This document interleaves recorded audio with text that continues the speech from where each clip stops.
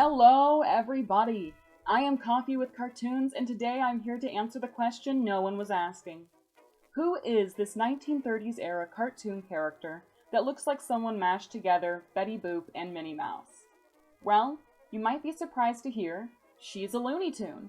Yup, her name is Cookie, and in this video I'll tell you about where she came from, who she is, and about her short time in the limelight. Cookie is the love interest to a short-lived Looney Tunes star, Buddy, a bland but likable and most importantly forgettable lead who was the star of 23 shorts that came out between September 1933 and August 1935, 14 of which included an appearance of his love interest and Betty Boop lookalike, Cookie. And if I was to describe the tone of the Buddy brand, it would be Disney ideas with Fleischer execution. This is to say that while the main characters were put in Mickey and Minnie Mouse situations that had Mickey and Minnie Mouse solutions, the way they got there and the humor they did it with was much more in tone with the Betty Boop shorts of the time. Now, who is Cookie?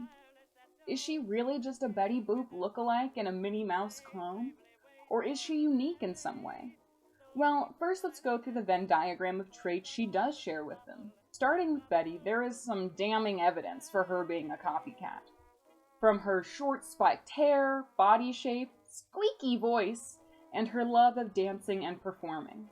Then on the Minnie side of things, unlike Betty, they are both defined by the relationship with the leading man at this point in time. One point of difference being that Cookie is in a very established relationship with Buddy, to the point that she never seemed interested in any man but him.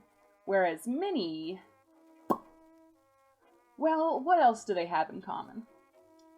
In the looks department, despite these characters appearing to be human adults, they are proportionally Mickey and Minnie Mouse size with most other humans, towering over them like Mario in New Donk City. So yeah, at this point, she is looking pretty guilty of copycat in the first degree. But let's go over some things that set her apart in her short time on screen. Cookie was, first off, more ferocious than her counterparts, frequently hitting pushy men, including a reoccurring character that looks suspiciously like Pete, told off a cop for being disrespectful to Buddy, and even yelled and then straight up shot at a bear.